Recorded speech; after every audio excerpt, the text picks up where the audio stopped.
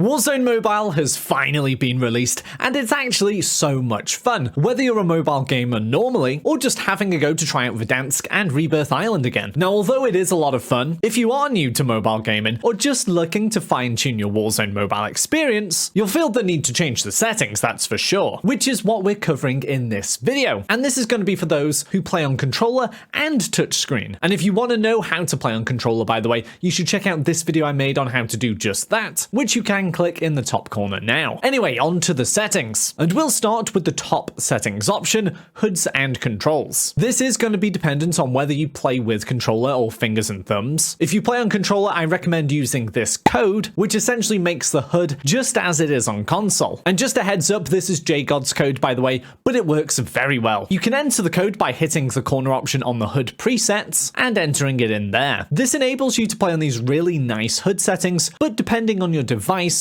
you may need to do some tweaking. If you are playing with your fingers and thumbs, then some of these presets will be ideal to start with, and they're even named after the playstyle you want to go for, with some specifically designed for movement and others for newcomers. Whichever one you do choose though, you can go ahead and tweak to your liking, and the most important bit is to just practice with it. That's the only real way for it to feel natural. Now, in terms of settings for controller, unfortunately you can't edit these in games like you would on console and PC, where you can edit the button layout and things like that. But there is a nice workaround to this by changing the settings on your actual device. You can do this by going to settings, clicking general, then going to game controller. Then you can add a new profile, and once this is set up, you can assign different buttons to others. So here is what the flipped setting would be on controller, with the triggers and bumpers flipped. But if you play tactical, for example, you would swap R3 for circle and circle for R3. When you do go back into the game, the settings will show that it hasn't changed, but when you're actually in the game and playing,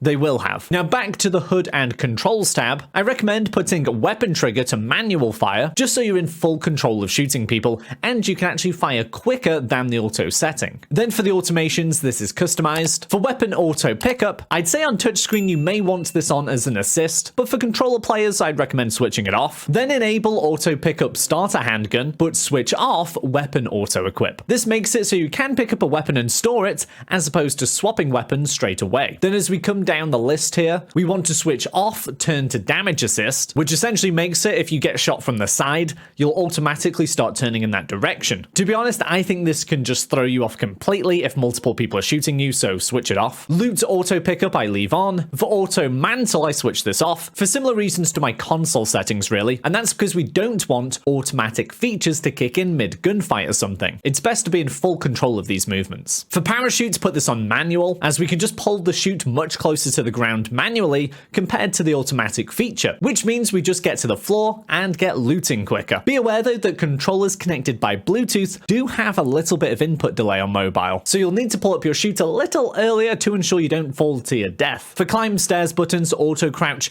and turn corners assistance, turn these all off, and the same goes for auto equip armor. You don't want to be in a situation where you're having a gunfight or running away from someone and you run over some armor just for your character to start immediately equipping it. Virtual stick behavior analog is fine. Sprint to stand we want on. This allows us to move around the map much quicker. And then for camera rotation, put that on fixed. And the rotation settings, default is fine. For weapon mount exit delay, put this on short. And then coming down to the combat settings, as mentioned, weapon trigger is best on manual fire. Auto fire on enemy objects is customizable. I would put it on enemy only or off altogether. Auto fire range limiter is off, but auto fire isn't switched on, so that's no big deal. Aim down sights when firing, I would switch off, since hip firing is still a very useful mechanic that we want to be able to do. For snap ADS fire button to finger, switch this off on controller and on for touchscreen, and the same goes for aim down sight behavior. For controller, switch it off, and touchscreen you may want it on depending on your preference. Auto melee, I switch this off on controller, but again on touchscreen where it may be hard to react as quickly to meleeing someone close range, it may be worth keeping on. Sprinting door bash, absolutely leave that on. For force reload, put this on sprint only. If you want to cancel your reload mid-animation because an enemy has popped up in front of you, it's best to do this with a little sprint, especially because you'll sometimes want to do this when running away. For force equip armor,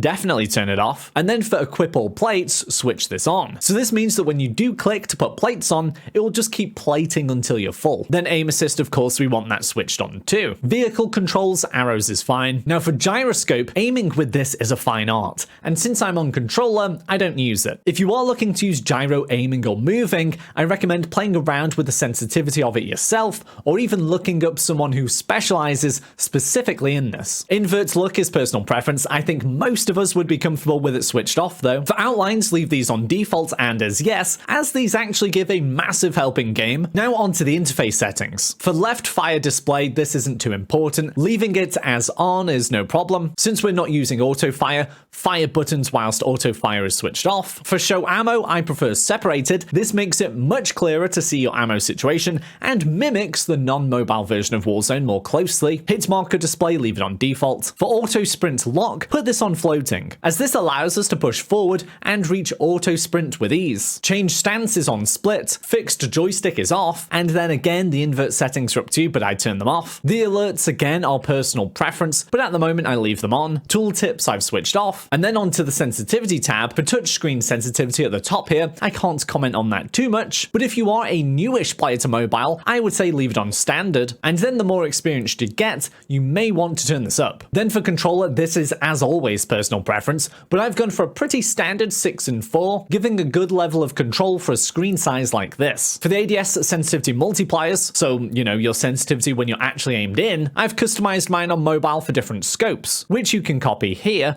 but basically the sensitivities go higher as the zoom magnification goes higher, allowing us to track targets who are moving more quickly. Then for ADS sensitivity transition timing, put this on instant. Now when we go over to the graphics, there is going to be quite a bit of variation depending on the mobile device you are playing on, since some are much more powerful than others, and that's just like PCs. For visual quality, I would choose high. It looks very similar to the max setting of peak, but saves your processing power and ensures you don't get too much instability and frame rate loss. For performance optimization, I'd go for frame rate instead of battery, although of course if you are playing this on the move or something, you may want to choose battery. Allow high resolution streaming I've left on, mostly because I play this on Wi-Fi networks, so it won't eat up my mobile phone data. For max frame rate, on this device it can handle uncapped without too much horrible variable frame rate, but if you are concerned about variable frame rate on your device, I would stick it to a standard 60 or even 45. For field of view, the max we can have is 90, so that's what I recommend. This of course allows us to see more around us. And then on to the audio settings, there's actually not a lot to change here, but I would recommend switching off the gameplay music volume, as this can just drown out some important game sounds. Dialogue can also be turned down, but I wouldn't recommend switching it off altogether, because the game does give you some pretty useful prompts, whether it's telling us enemies are dropping in, or putting down claymores, or anything like that. Effects volume, definitely have this on 100,